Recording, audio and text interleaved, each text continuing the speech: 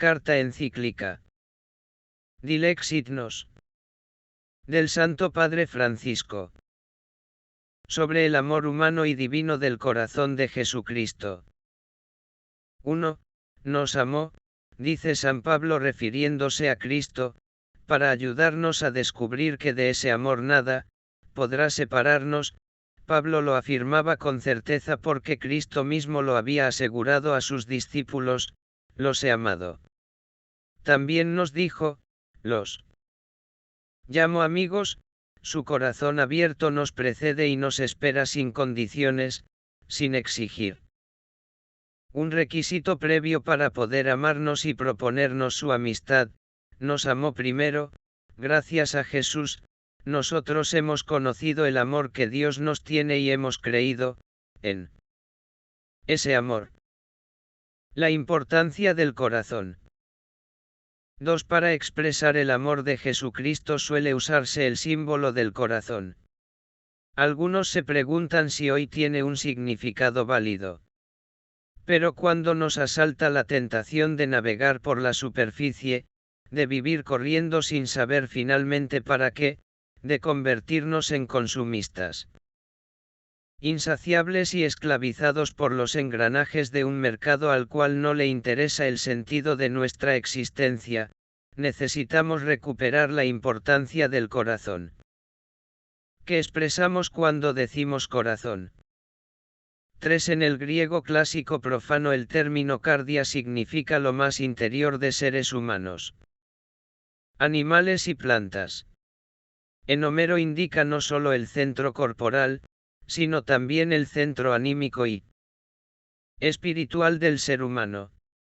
En la Ilíada, el pensar y el sentir son del corazón y están muy próximos entre sí. Allí el corazón aparece como centro del querer y como lugar en que se fraguan las decisiones importantes de la persona.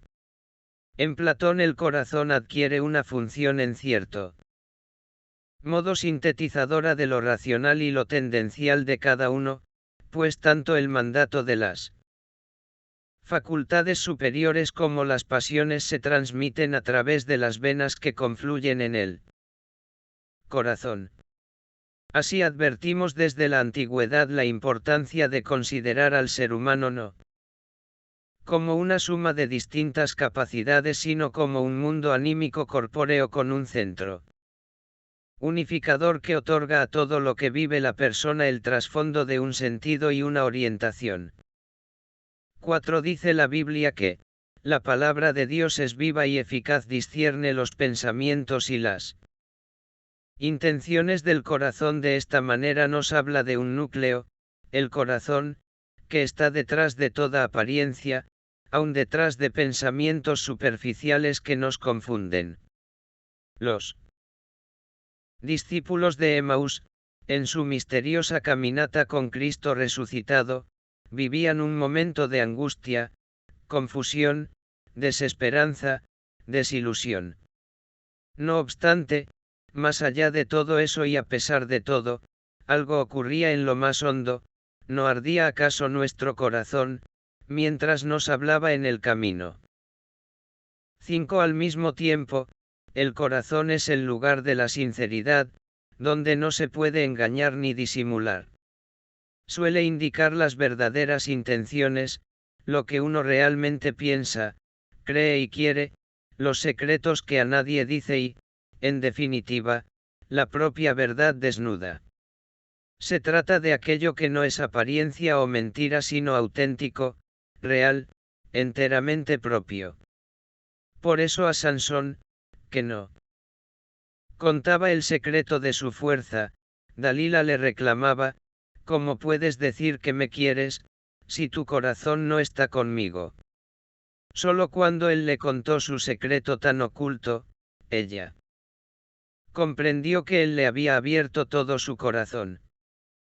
6. Esta verdad de cada persona tantas veces está oculta debajo de mucha hojarasca que la disimula, y esto hace que se vuelva difícil sentir que uno se conoce a sí mismo y más aún que conoce a otra persona. Nada más tortuoso que el corazón humano y no tiene arreglo, ¿quién puede penetrarlo? Así entendemos por qué el libro de los Proverbios nos reclama. Con todo cuidado vigila tu corazón, porque de él brotan las fuentes de la vida. Aparta de ti las palabras perversas y aleja de tus labios la maldad, la pura apariencia, el disimulo y el engaño dañan y pervierten el corazón. Más allá de tantos intentos por mostrar o expresar algo que no somos, en el corazón se juega todo, allí no cuenta lo que uno muestra por fuera y los ocultamientos, allí somos nosotros mismos. Y esa es la base de cualquier proyecto sólido para nuestra vida, ya que nada que valga la pena se construye sin el corazón. La apariencia y la mentira solo ofrecen vacío. 7. Como metáfora, me permito recordar algo que ya narré en otra oportunidad. Para carnaval, cuando éramos niños, la abuela nos hacía galletas, y era una masa muy liviana, era liviana esa masa que hacía. Luego la ponía en el aceite y la masa se inflaba, y cuando la comíamos estaba hueca. Esas galletas en el dialecto se llamaban mentiras. Y era precisamente la abuela quien nos explicaba la razón de ello. Estas galletas son como las mentiras, parecen grandes, pero no tienen nada dentro, no hay nada verdadero allí, no hay nada de sustancia. 8. En lugar de procurar algunas satisfacciones superficiales y de cumplir un papel frente a los demás, lo mejor es dejar brotar preguntas decisivas: ¿quién soy realmente? ¿Qué busco? ¿Qué sentido quiero que tengan mi vida, mis elecciones o mis acciones? ¿Por qué y para qué estoy en este mundo? ¿Cómo querré valorar mi existencia cuando llegue a su final? ¿Qué significado quisiera que tenga todo lo que vivo? ¿Quién quiero ser frente a los demás? ¿Quién soy frente a Dios? Estas preguntas me llevan a mi corazón. Volver al corazón. 9. En este mundo líquido es necesario hablar nuevamente del corazón, apuntar hacia allí donde cada persona, de toda clase y condición, hace su síntesis, allí donde los seres concretos tienen la fuente y la raíz de todas sus demás potencias, convicciones, pasiones, elecciones. Pero nos movemos en sociedades de consumidores seriales que viven al día y dominados por los ritmos y ruidos de la tecnología, sin mucha paciencia para hacer los procesos que la interioridad requiere. En la sociedad actual el ser humano corre el riesgo de perder su centro, el centro de sí mismo. El hombre contemporáneo se encuentra a menudo trastornado, dividido, casi privado de un principio interior que genere unidad y armonía en su ser y en su obrar. Modelos de comportamiento bastante difundidos, por desgracia, exasperan su dimensión racional tecnológica o, al contrario, su dimensión instintiva. Falta corazón. 10. Ahora bien, el problema de la sociedad líquida es actual, pero la desvalorización del centro íntimo del hombre, el corazón, viene de más lejos, la encontramos ya en el racionalismo griego y precristiano, en el idealismo postcristiano o en el materialismo en sus diversas formas.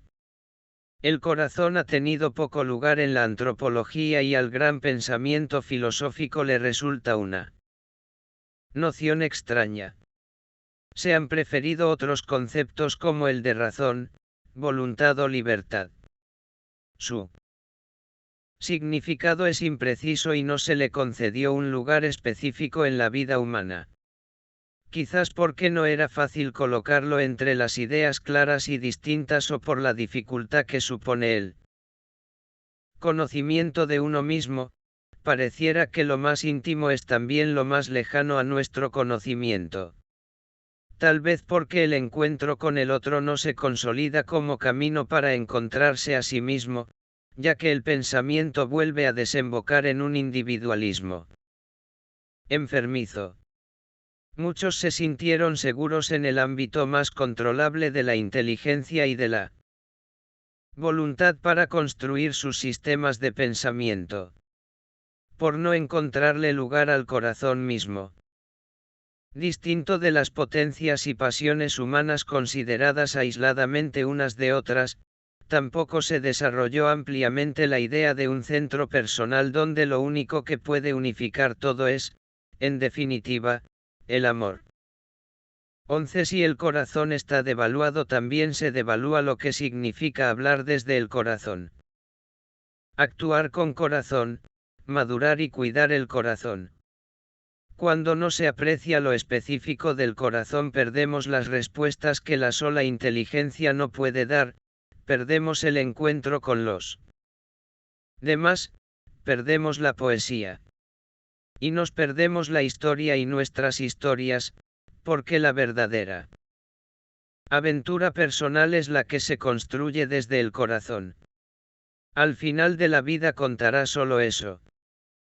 12. Hay que afirmar que tenemos corazón, que nuestro corazón coexiste con los otros corazones, que le ayudan a ser un tú. Como no podemos desarrollar ampliamente este tema, nos valdremos de un personaje de novela, el Stavrogin de Dostoyevsky. Romano Guardini lo muestra como la encarnación misma del mal, porque su característica principal es no tener corazón. Stavrogin, empero, no tiene corazón y, por tanto, su espíritu es algo frío y sin contenido, y su cuerpo se envenena en la inercia y en la sensualidad bestial. De esta suerte no puede llegar hasta los demás hombres y ninguno de ellos puede llegar verdaderamente a él. Porque, en efecto, es el corazón el que crea las posibilidades de encuentro. Por el corazón estoy yo al lado del otro y otro está cerca de mí. Solo el corazón puede acoger y dar un hogar. La intimidad es el acto, la esfera del corazón. Stavrogin empero es una persona distanciada. Está muy lejos incluso de sí mismo, pues lo íntimo del hombre está en el corazón y no en el espíritu. Que la interioridad resida en el espíritu no es propio de lo humano. Mas cuando el corazón no vive, el hombre está no en sí mismo sino junto a sí mismo. 9. 13. Necesitamos que todas las acciones se pongan bajo el dominio político del corazón, que la agresividad y los deseos obsesivos se aquieten en el bien mayor que el corazón les ofrece y en la fortaleza que tiene contra los males, que la inteligencia y la voluntad se pongan también a su servicio, sintiendo y gustando las verdades más que queriendo dominarlas como suelen hacer algunas ciencias, que la voluntad desee el bien mayor que el corazón conoce, y que también la imaginación y los sentimientos se dejen moderar por el latido del corazón. 14. Se podría decir que, en último término, yo soy mi corazón, porque es lo que me distingue, me configura en mi identidad espiritual y me pone en comunión con las demás personas. El algoritmo en acto en el mundo digital muestra que nuestros pensamientos y lo que decide la voluntad son mucho más estándar de lo que creíamos. Son fácilmente predecibles y manipulables. No así el corazón. 15. Se trata de una palabra importante para la filosofía y la teología, que buscan alcanzar una síntesis integradora. De hecho, la palabra corazón no puede ser agotada por la biología, por la psicología, por la antropología o por cualquier ciencia. Es una de esas palabras originarias, que significan realidades que competen al hombre precisamente en cuanto totalidad, en cuanto persona corpóreo espiritual. Entonces no es más realista el biólogo cuando habla sobre él Corazón, porque solo ve una parte, y la totalidad no es menos real sino que lo es aún más. Tampoco un lenguaje abstracto podría tener el mismo significado concreto y simultáneamente integrador. Si bien corazón nos lleva al centro íntimo de nuestra persona, también nos permite reconocernos en nuestra integridad y no solo en algún aspecto aislado. 16. Por otra parte, esta fuerza única del corazón nos ayuda a entender por qué se dice que cuando se capta alguna realidad con el corazón se la puede conocer mejor y más plenamente. Esto inevitablemente nos lleva al amor del que es capaz ese corazón, ya que, lo más íntimo de la realidad es amor. Para Heidegger, según la interpretación que hace de él un pensador actual, la filosofía no comienza con un concepto puro o una certeza sino con una conmoción. El pensar tiene que haber sido conmovido antes de trabajar con conceptos o mientras trabaja con ellos. Sin una emoción profunda el pensar no puede comenzar. La primera imagen mental sería la piel de gallina. Lo primero que hace pensar y preguntar es la emoción profunda. La filosofía siempre sucede en un estado de ánimo fundamental, stimuli. 12. Y aquí aparece el corazón, que alberga los estados de ánimo, trabaja como un custodio del estado de ánimo.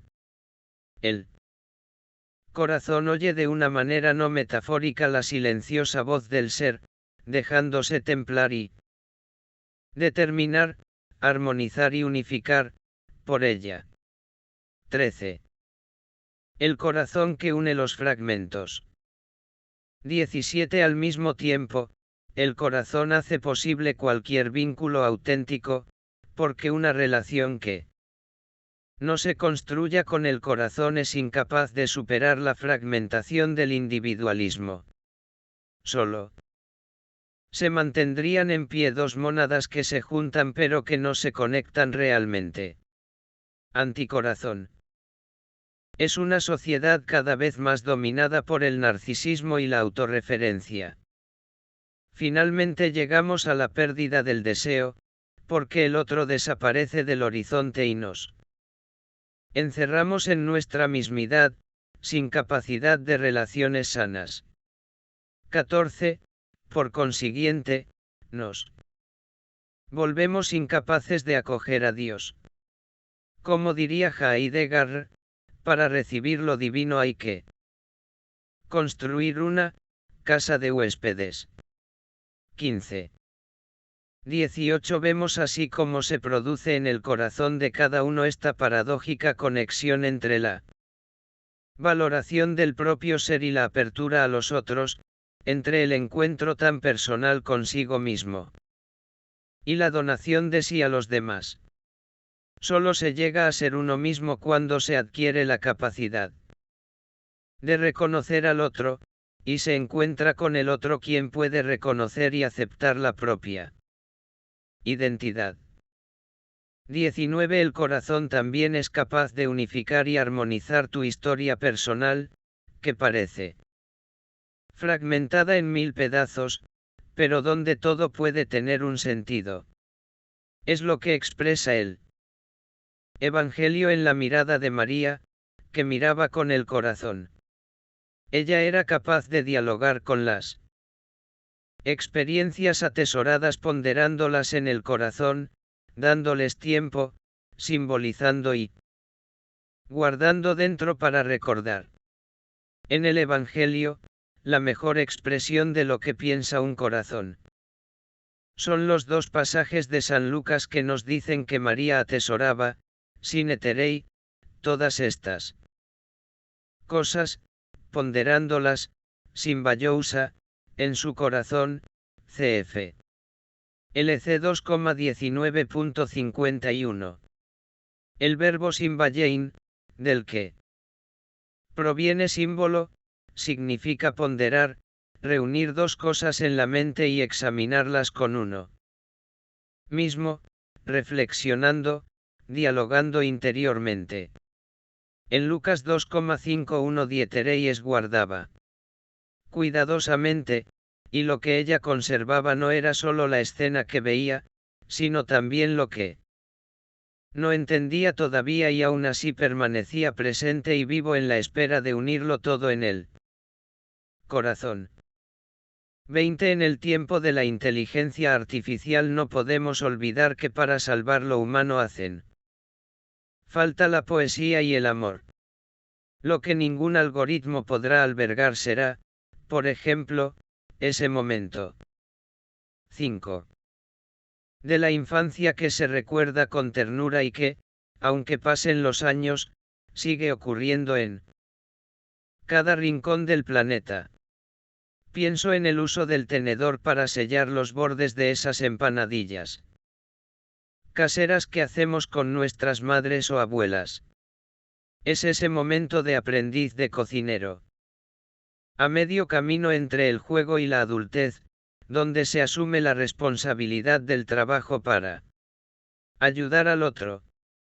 Al igual que el tenedor podría nombrar miles de pequeños detalles que sustentan las biografías de todos, hacer brotar sonrisas con una broma, calcar un dibujo al contraluz de una ventana, jugar el primer partido de fútbol con una pelota de trapo, cuidar gusanillos en una caja de zapatos, secar una flor entre las páginas de un libro, cuidar un pajarillo que se ha caído del nido. Pedir un deseo al deshojar una margarita. Todos esos pequeños detalles, lo ordinario extraordinario. Nunca podrán estar entre los algoritmos. Porque el tenedor, las bromas, la ventana, la pelota, la caja de zapatos, el libro, el pajarillo, la flor, se sustentan en la ternura que se guarda en los recuerdos del corazón. 21 Ese núcleo de cada ser humano, su centro más íntimo, no es el núcleo del alma sino de toda la persona en su identidad única que es anímica y corpórea. Todo se unifica en el corazón, que puede ser la sede del amor con la totalidad de sus componentes espirituales, anímicos y también físicos. En definitiva, si allí reina el amor, una persona alcanza su identidad de modo pleno y luminoso, porque cada ser humano ha sido creado ante todo para el amor, está hecho en sus fibras más íntimas para amar y ser amado. 22 Por esta razón, viendo cómo se suceden nuevas guerras, con la complicidad, tolerancia o indiferencia de otros países, o con meras luchas de poder en torno a intereses parciales, podemos pensar que la sociedad mundial está perdiendo el corazón. Bastaría mirar y oír a las ancianas, de las distintas partes en pugna, cautivas de estos conflictos devastadores. Es desgarrador verlas llorando a sus nietos asesinados, o escucharlas desear la propia muerte. Porque se han quedado sin la casa donde han vivido siempre.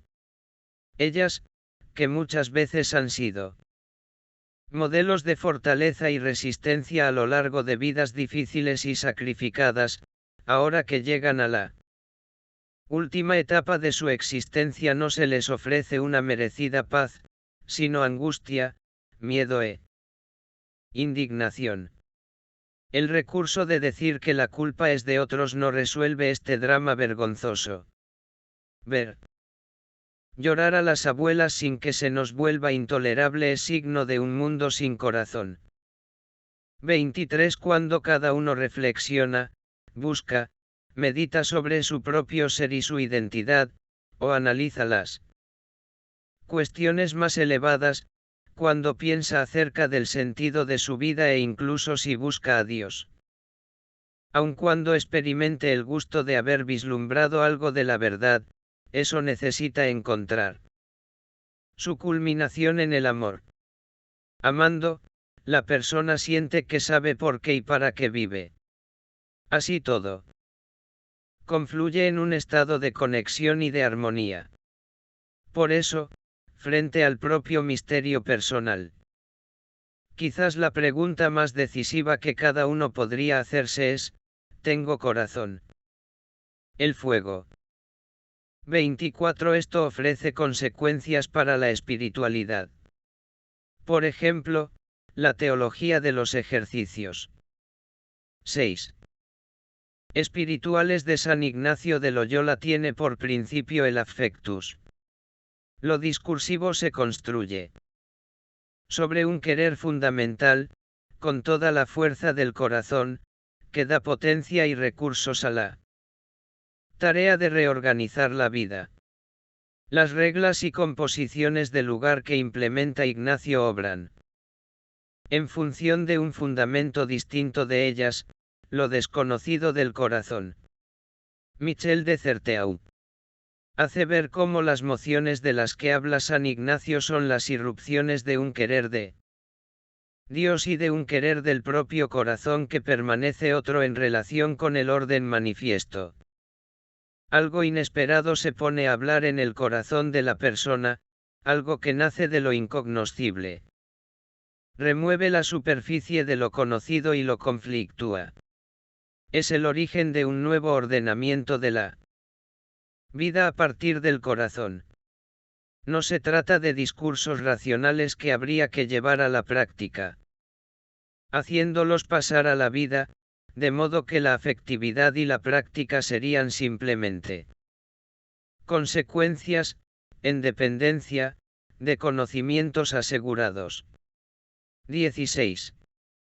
25. Allí donde el filósofo detiene su pensamiento, el corazón creyente ama, adora, pide perdón y se ofrece a servir en el lugar que el Señor le da a elegir para que lo siga. Entonces entiende que es el tú de Dios, y que puede ser un yo porque Dios es un tú para él. El hecho es que solo Él, Señor, nos ofrece tratarnos como un tú siempre y para siempre. Aceptar su amistad es cuestión de corazón y eso nos constituye como personas en el sentido pleno de la palabra. 26. San Buenaventura decía que al fin de cuentas hay que preguntarle, no a la luz, sino al fuego. 17. Y enseñaba que, la fe está en el intelecto, de modo que provoca el afecto. Por ejemplo, conocer que Cristo ha muerto por nosotros no se queda en conocimiento, sino que necesariamente se convierte en afecto, en amor. 18. En esta línea, San John Henry Newman tomó como lema la frase, si ouar ad si ouar loquitur, porque más allá de toda dialéctica, el Señor nos salva hablando a nuestro corazón desde su corazón sagrado. Esta misma lógica hacía que para el gran pensador, el lugar del encuentro más hondo consigo mismo y con el Señor no fuera la lectura o la reflexión, sino el diálogo orante, de corazón a corazón, con Cristo vivo y presente. Por eso Newman encontraba en la Eucaristía el corazón de Jesucristo vivo, capaz de liberar, de dar sentido a cada momento y de derramar la verdadera paz al ser humano, sacratísimo y muy amado corazón de Jesús, estás oculto en la Santa Eucaristía y sufres aún por nosotros. Te venero, pues, con todo mi mejor amor y reverencia, con mi ferviente afecto, con mi mayor sumisión y la más resuelta voluntad. Dios mío, cuando condesciendes a sufrir que te reciba, te coma y te beba, y por un momento estableces tu morada en mí, haz que mi corazón lata con él tuyo. Purifícalo de todo lo que es terrenal, de todo lo que es orgullo y sensualidad, de todo lo que Es duro y cruel, de toda perversidad, de todo desorden, de toda mortandad. Llénalo tanto de ti, que ni los acontecimientos del momento ni las circunstancias de la época tengan poder de alterarlo, sino que en tu amor y en tu temor pueda hallarse en paz. 19. 27. Ante el corazón de Jesús vivo y presente nuestra mente comprende, iluminada por el Espíritu, las palabras de Jesús. Así nuestra voluntad se pone en marcha para practicarlas. Pero esto podría quedarse en una forma de moralismo autosuficiente. Sentir y gustar al Señor y honrarlo es cosa del corazón. Únicamente el corazón es capaz de poner a las demás potencias y 7. Pasiones y a toda nuestra persona en actitud de reverencia y de obediencia amorosa al Señor. El mundo puede cambiar desde el corazón.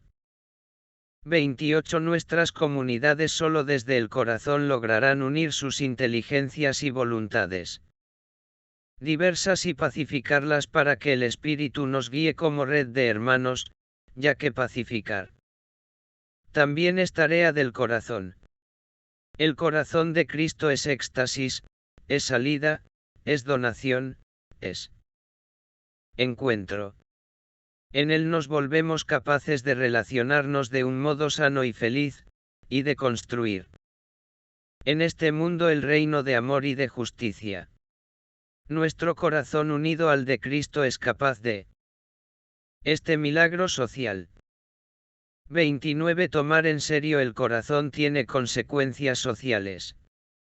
Como enseña el Concilio Vaticano II. Tenemos todos que cambiar nuestros corazones, con los ojos puestos en el orbe entero y en aquellos trabajos que todos juntos podemos llevar a cabo para que nuestra generación mejore. 20. Porque los desequilibrios que fatigan al mundo moderno están conectados con ese otro desequilibrio fundamental que hunde sus raíces en el corazón humano.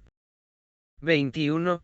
Ante los dramas del mundo, el concilio invita a volver al corazón, explicando que el ser humano, por su interioridad, es, en efecto, superior al universo entero.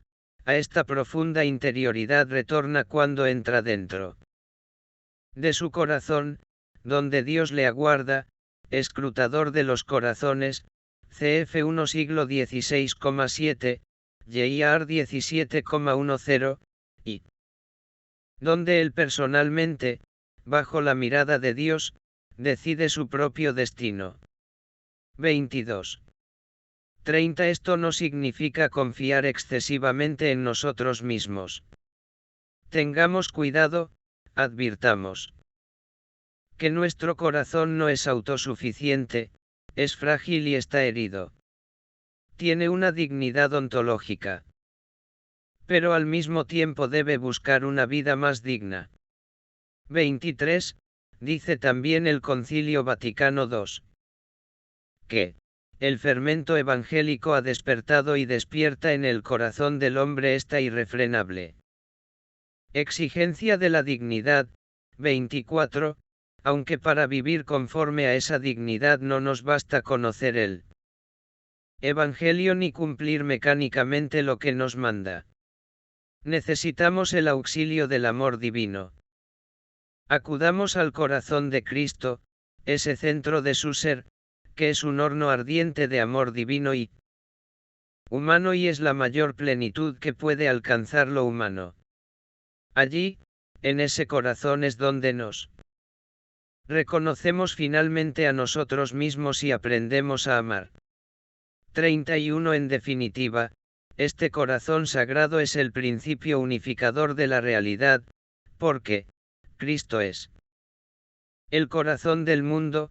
Su Pascua de muerte y resurrección es el centro de la historia, que gracias a él es historia de salvación. 25. Todas las criaturas avanzan junto con nosotros y a través de Nosotros, hacia el término común, que es Dios, en una plenitud trascendente donde Cristo resucitado abraza e ilumina todo. 26. Ante el corazón de Cristo, pido al Señor que una vez más tenga compasión de esta tierra herida, que Él quiso habitar como uno de nosotros. Que derrame los tesoros de su luz y de su amor, para que nuestro mundo que sobrevive entre las guerras, los desequilibrios socioeconómicos, el consumismo y el uso antihumano de la tecnología, pueda recuperar lo más importante y necesario, el corazón. 8. 2. Gestos y palabras de amor. 32. El corazón de Cristo, que simboliza su centro personal, desde donde brota su amor por nosotros, es el núcleo viviente del primer anuncio. Allí está el origen de nuestra fe, el manantial que mantiene vivas las convicciones cristianas. Gestos que reflejan el corazón. 33. Cómo nos ama Cristo es algo que Él no quiso explicarnos demasiado. Lo mostró en sus gestos. Viéndolo actuar podemos descubrir cómo nos trata a cada uno de nosotros, aunque nos cueste percibirlo. Vayamos entonces a mirar allí donde nuestra fe puede llegar a reconocerle, en el Evangelio. 34. Dice el Evangelio que Jesús vino a los suyos, y en 1,11. Los suyos somos nosotros, porque Él no nos trata como a algo extraño. Nos considera algo propio, algo que Él guarda con cuidado, con cariño. Nos trata como suyos. No significa que seamos sus esclavos, y Él mismo lo niega.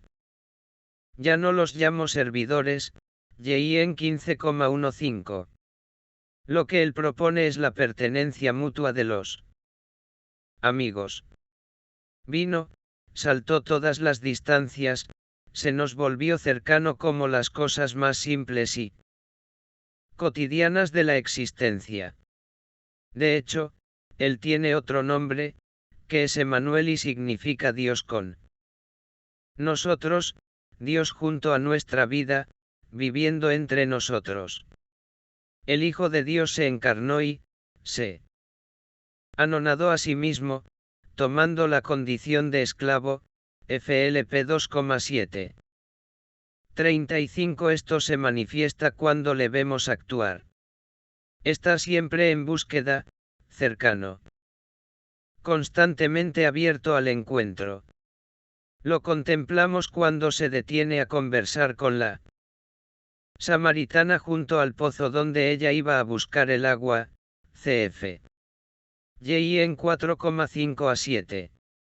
Vemos cómo, en medio de la noche oscura, se reúne con Nicodemo, que tenía temor de dejarse ver cerca de Jesús, cf.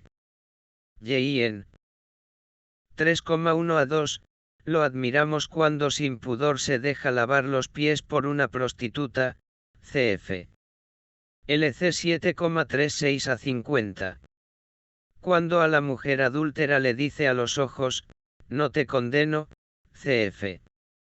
Y en 8,11, o cuando enfrenta la indiferencia de sus discípulos y al ciego del camino le dice con cariño, ¿qué quieres que haga por ti? MC 10,51. Cristo muestra que Dios es proximidad, compasión y ternura.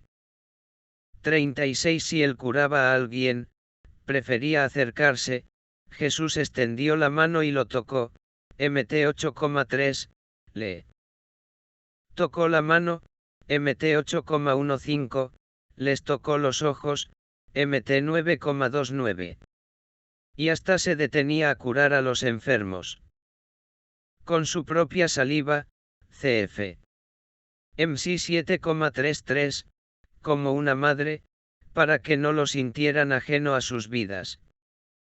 Porque, el Señor sabe la bella ciencia de las caricias. La ternura de Dios no nos ama de palabra. Él se aproxima y estándonos cerca nos da su amor con toda la ternura posible. 27. 37. Dado que nos cuesta confiar, porque nos lastimaron tantas falsedades, agresiones y desilusiones, Él nos susurra al oído: ten confianza, hijo, Mt 9,2, ten confianza, hija, Mt 9. 9,22, se trata de superar el miedo y darnos cuenta de que con Él no tenemos nada que perder. A Pedro, que desconfiaba, Jesús le tendió la mano y lo sostuvo, mientras le decía: ¿por qué dudaste? Mt 14,31. No temas. Deja que Él se acerque, que se siente a tu lado. Podremos dudar de muchas personas, pero no de Él. Y no te detengas por tus pecados.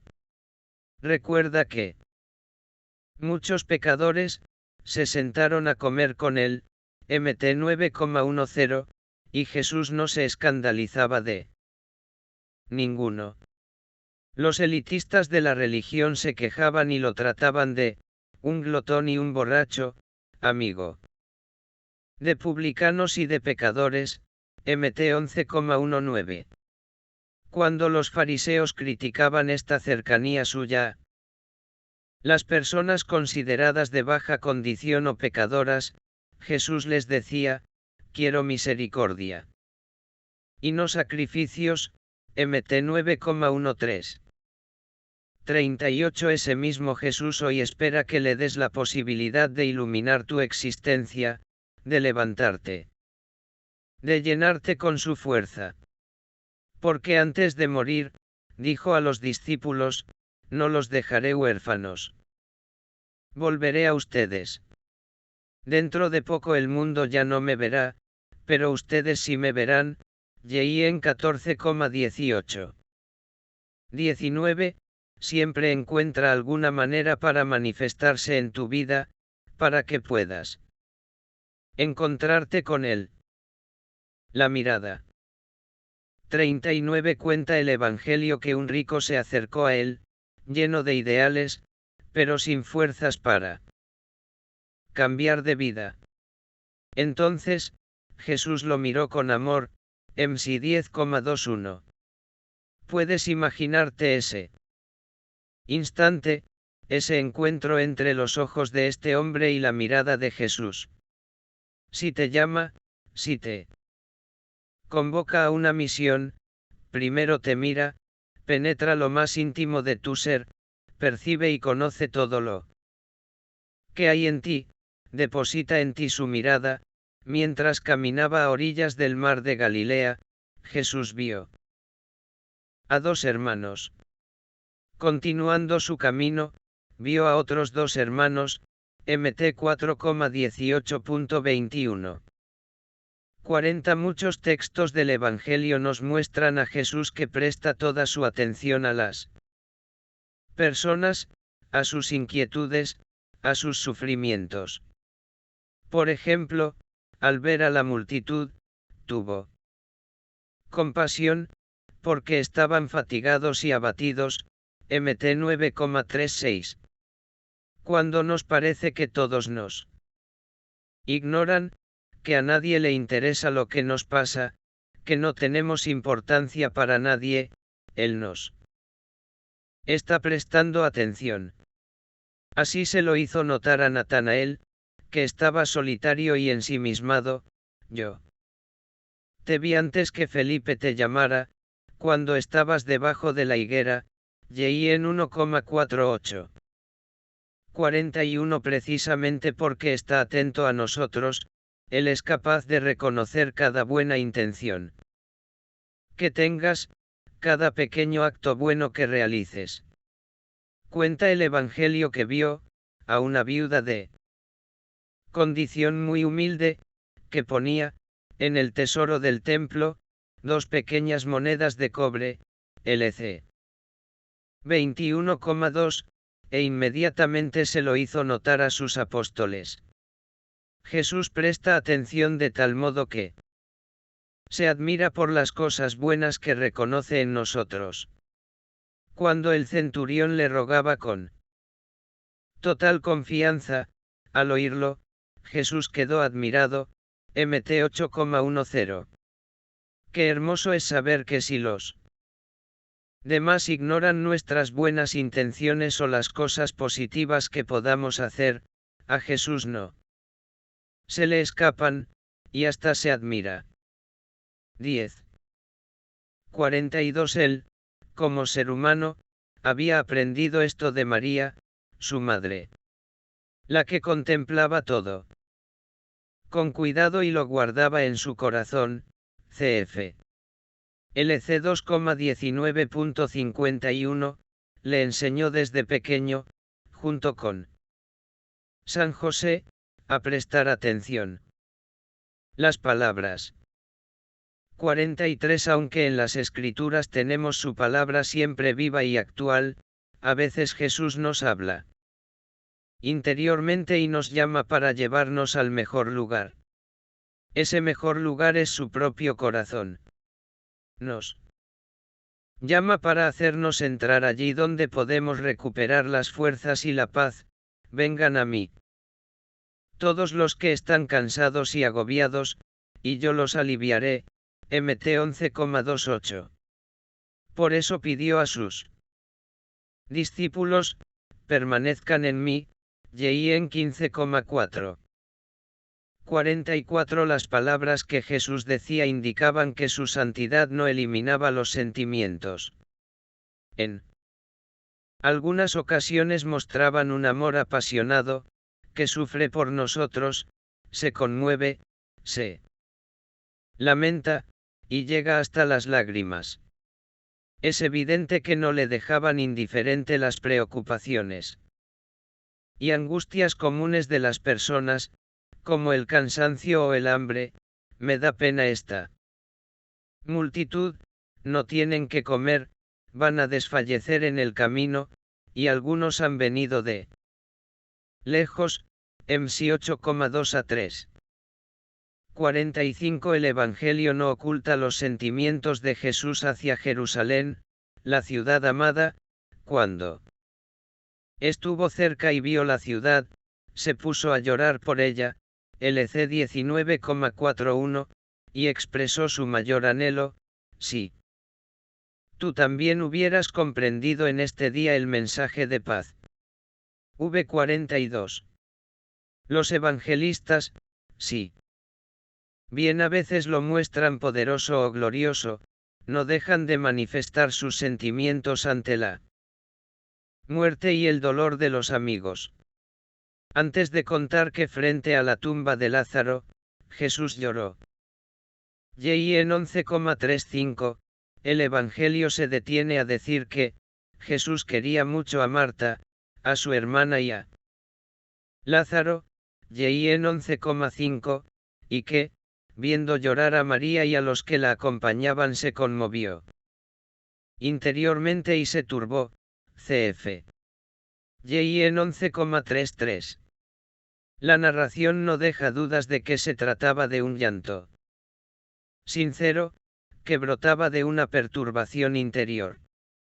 Finalmente, tampoco se quiso disimular la angustia de Jesús ante la propia muerte violenta en manos de los que él tanto amaba.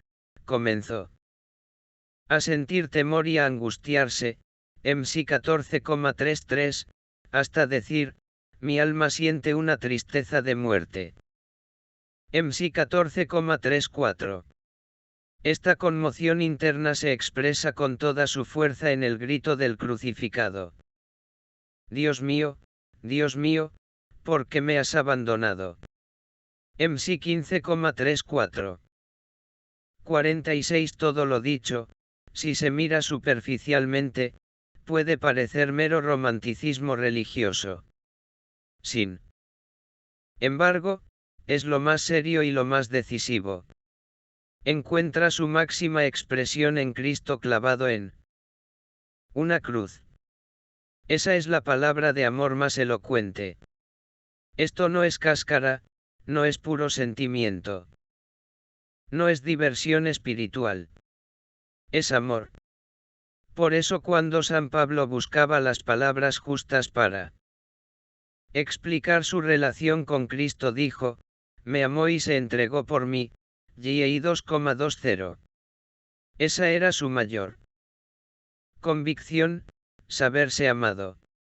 La entrega de Cristo en la cruz lo subyugaba, pero solo tenía sentido. Porque había algo más grande todavía que esa entrega, me amó. Cuando muchas personas buscaban en diversas propuestas religiosas su salvación, su bienestar o su seguridad, Pablo 11. Tocado por el Espíritu, fue capaz de mirar más allá y de maravillarse por lo más grande y fundamental, me amó. 47. Después de contemplar a Cristo, viendo lo que sus gestos y palabras nos dejan ver de su corazón, recordemos ahora cómo reflexiona la Iglesia sobre el misterio santo del corazón del Señor. 3. Este es el corazón que tanto amó. 48. La devoción al corazón de Cristo no es el culto a un órgano separado de la persona de Jesús. Lo que contemplamos y adoramos es a Jesucristo entero, el Hijo de Dios hecho hombre, representado en una imagen suya donde está destacado su corazón. En este caso se toma al corazón de carne como imagen o signo privilegiado del centro más íntimo del Hijo encarnado y de su amor a la vez divino y humano, porque más que cualquier otro miembro de su cuerpo es signo o símbolo natural de su inmensa caridad. 28. Adoración a Cristo. 49. Es indispensable destacar que nos relacionamos en la amistad y en la adoración con la persona de Cristo, atraídos por el amor que se representa en la imagen de su corazón. Veneramos esa imagen que lo representa, pero la adoración se dirige solo a Cristo vivo, en su divinidad y en toda su humanidad, para dejarnos abrazar por su amor humano y divino.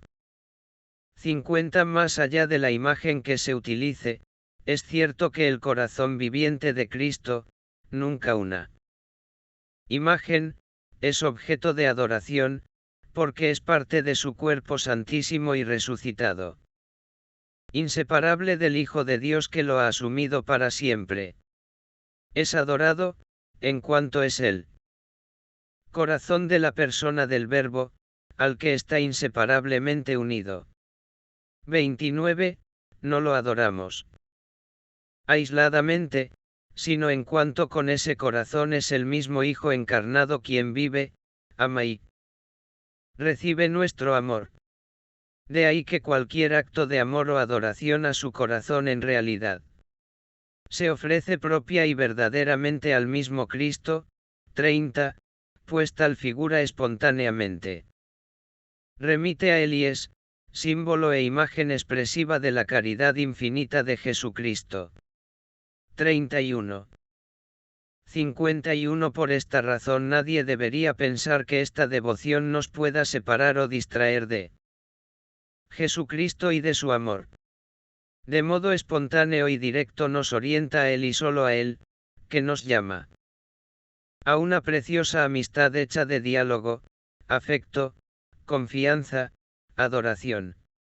Ese Cristo con el corazón traspasado y ardiente, es el mismo que nació en Belén por amor, es el que caminaba por Galilea, sanando, acariciando, derramando misericordia, es el que nos amó hasta el fin abriendo sus brazos en la cruz. En definitiva, es el mismo que ha resucitado y vive glorioso en medio de nosotros. 12. La veneración de su imagen. 52. Cabe indicar que la imagen de Cristo con su corazón, aunque de ninguna manera es objeto de adoración, no es una entre tantas otras que podríamos elegir.